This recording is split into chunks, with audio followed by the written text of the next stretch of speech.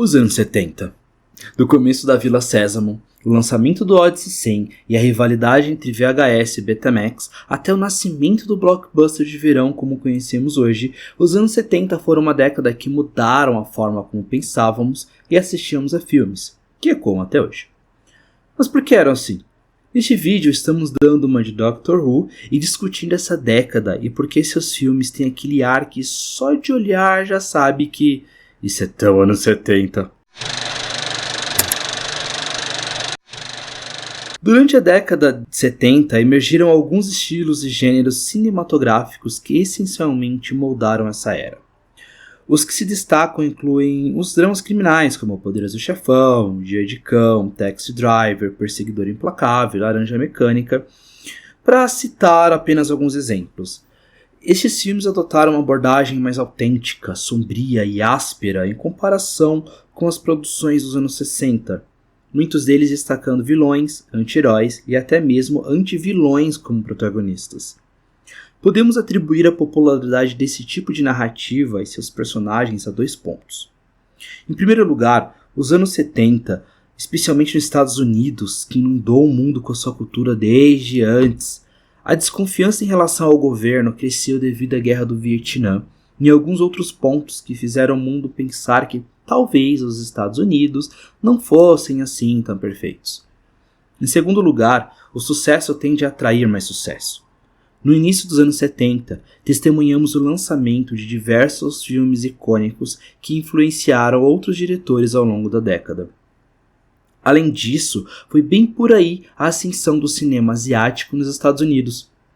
Os filmes tradicionais de artes marciais de Hong Kong desempenharam um papel fundamental na cinematografia asiática no início da década de 70. Com o crescente reconhecimento de Bruce Lee, amplamente considerado o maior ícone das artes marciais, pelo menos nas telas de cinema, a popularidade desses filmes atingiu o auge. Bruce Lee lançou a maioria de seus filmes, pelo menos os seus melhores filmes nessa época, incluindo O Voo do Dragão, O Dragão Chinês, A Fúria do Dragão, só para citar alguns deles. Essas produções de Bruce Lee impulsionaram as artes marciais de Hong Kong para o cenário principal e tiveram impacto duradouro. Os filmes continuam a exercer influência até os dias de hoje. A observação que eu não posso deixar de fazer é a crescente inclinação dos filmes para um tom mais sentimental, até brega, que faz falta atualmente. Embora a maioria desses filmes tenha sido lançado no final dos anos 70, obras como Veludo Internacional, Júlia, Uma Mulher Solteira e Adeus Menino são apenas alguns exemplos que adotaram essa abordagem mais emotiva. Só que sem citar o gênero de terror, a década de 70 não está completa. Durante esse período, o gênero amadureceu e se tornou consideravelmente mais lucrativo, só fazendo algumas pesquisas que tomem noção do quanto foi proeminente a evolução do terror aqui. Clássicos como Exorcista, A Profecia, Halloween, Massacre da Serra Elétrica e The Hills Have Eyes fazem parte dessa lista enorme. Além disso, surgiram filmes que, embora não sejam tradicionalmente considerados de terror, impactaram e moldaram o cenário de Hollywood, como Tubarão e Alien. Você precisa ter um péssimo gosto para não considerar Alien de terror, pelo amor de Deus. Mas alguém que merece um tempo maior de tela é Tubarão. Não apenas estilou o medo de tubarões em milhares de pessoas, mas também amplamente reconhecido como pioneiro dos blockbusters de verão. Tubarão é frequentemente considerado como o início de um novo capítulo em Hollywood, uma era que alguns consideram a verdadeira era de ouro da indústria cinematográfica. Foi uma época em que ir ao cinema não era apenas uma maneira agradável de passar algumas horas, mas sim um evento cultural importante e uma das principais formas de entretenimento. Além disso, catapultou Steven Spielberg para o estrelato, tornando um dos diretores mais icônicos e influentes. Ha! Achamos quem começou com FOMO. Bem, em 1977, Star Wars teve um impacto semelhante na indústria cinematográfica e também marcou o início da era dos blockbusters. Star Wars, meu queridinho, superou até mesmo o sucesso de Tubarão. Claro, né? Esses dois filmes, juntamente com o incrivelmente bem-sucedido Superman de 78, abriram caminho para uma era em que os filmes se tornaram eventos culturais. E foi aí que as coisas saíram da tela uma era em que produtos licenciados e mercadorias geravam tanto, e às vezes até mais, dinheiro do que o filme original, que algumas sequências podem ser apontadas como desculpa para vender camisetas e brinquedos. Embora isso tenha diminuído um pouco recentemente devido ao crescimento dos videogames, ainda sentimos os efeitos disso hoje em dia. E por falar nisso, os videogames são na verdade outra forma de mercadoria para um filme que nem sempre resulta em um bom produto, vamos ser sinceros aqui. Durante os anos 70, as pessoas nos Estados Unidos estavam mais céticas devido à Guerra do Vietnã. Todas as negociações sombrias do governo que aconteciam nos bastidores e a má situação econômica. Os filmes lançados durante essa década refletiram essa atitude mais cética, com sua aparência mais escura e sombria em geral. É provavelmente por isso que temos tantos filmes de crime e anti-heróis surgindo naquela época, e os filmes frequentemente pareciam mais rudes, por falta de um termo melhor. Foi em 77 com Star Wars que isso mudou, trazendo de volta o tom otimista e a estética de décadas anteriores, onde até mesmo seu anti-herói Han Solo é mais leve e otimista. Isso deu início à era moderna do cinema. Também vimos muitas restrições se flexibilizando durante essa década, como restrições na linguagem, e no Brasil passamos a ouvir mais "seu bobo" e "bastardo" como ofensa nos filmes. A violência e o conteúdo adulto desempenharam um papel importante no aumento de filmes que desafiaram limites previamente considerados intransponíveis. Isso, muito provavelmente, é uma das razões pelas quais começamos a ver uma quantidade significativa de violência nas telas de cinema. Se essas restrições não tivessem sido relaxadas, é possível que não tivéssemos testemunhado o grande aumento de filmes de terror, como mencionamos anteriormente. Além disso, a década de 70 foi um período em que os filmes pareciam menos padronizados, com menos decisões sendo tomadas por comitês. Os diretores tinham maior influência sobre o produto final do que nas décadas seguintes, especialmente mais do que tem hoje em dia. Frequentemente ouvimos histórias sobre como um filme foi suavizado, alterado devido às pressões de produtores ou estúdio que desejavam alinhá-lo com suas visões ou imagem geral. Um exemplo notável disso é o filme original do Esquadrão Suicida e como o estúdio interferiu significativamente no resultado final. E meu Deus, como eles alteraram!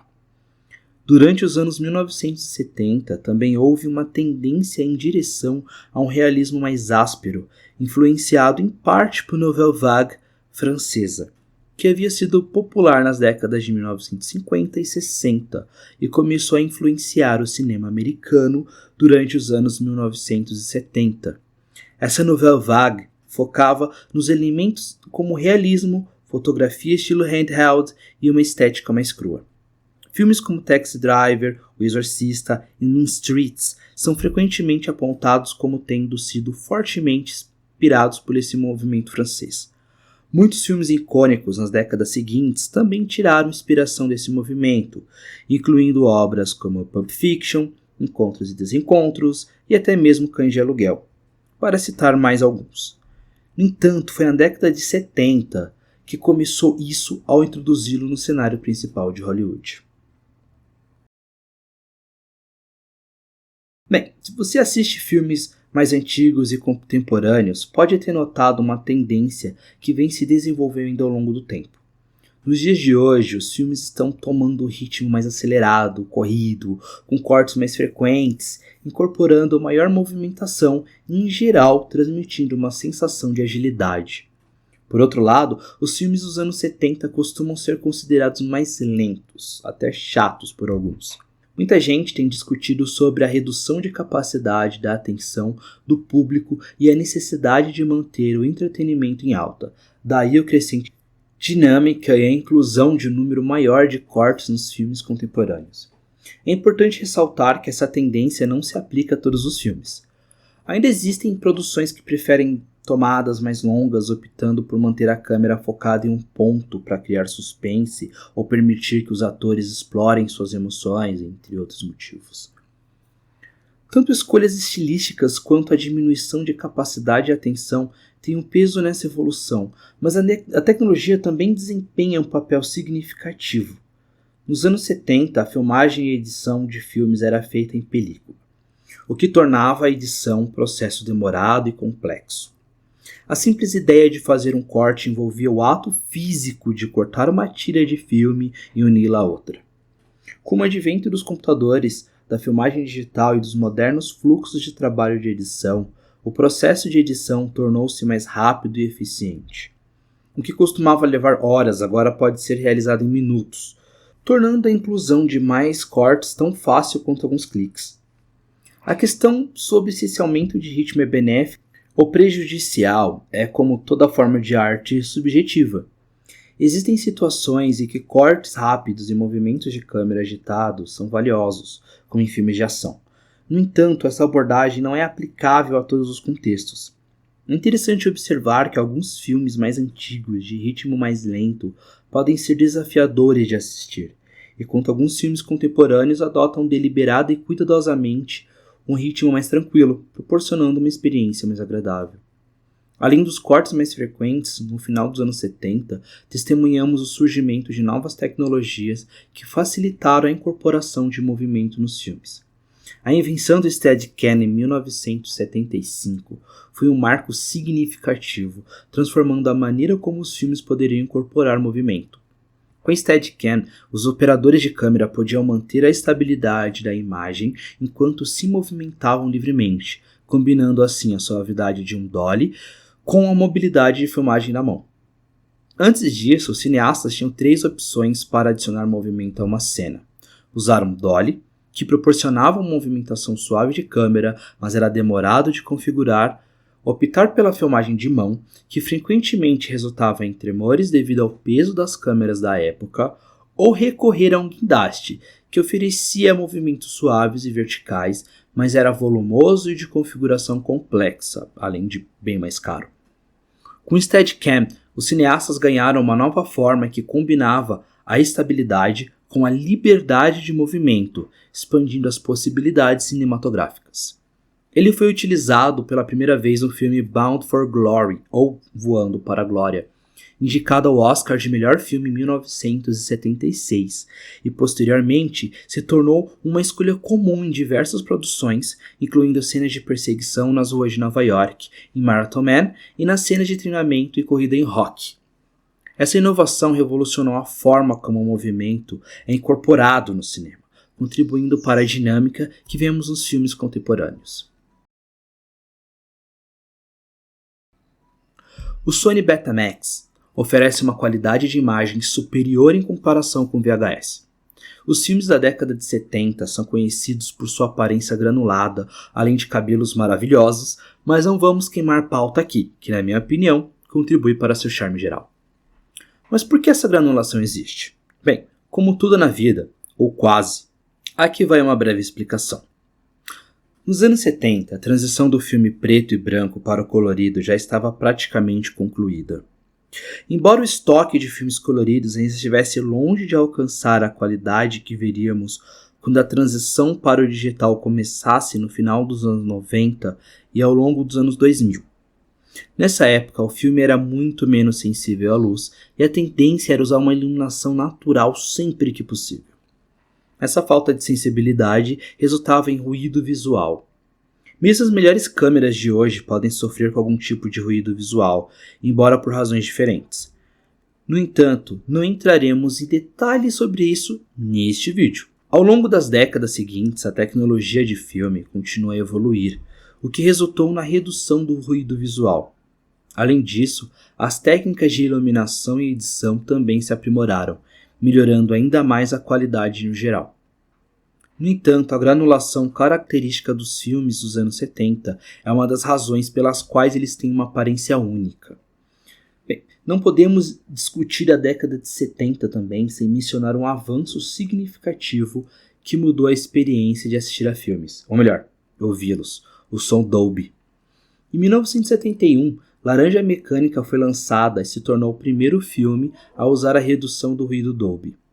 No entanto, muitos benefícios Dolby foram perdidos quando o filme foi lançado com uma trilha sonora óptica padrão.